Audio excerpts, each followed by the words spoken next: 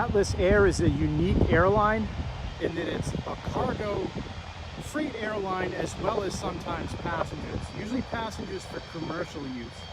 Say for example, a non-profit needs to get to a certain part of the world, they could charter Atlas Air to take the whole organization.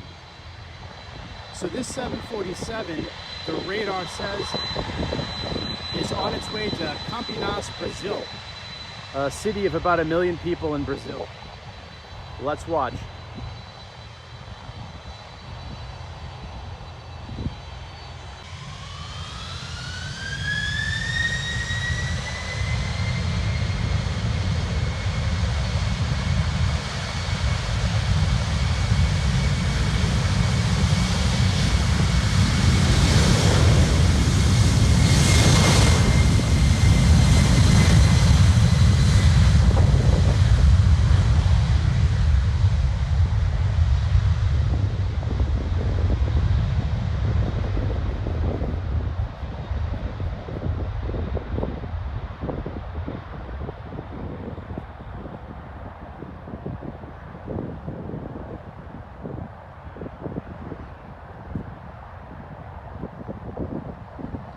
Rotate.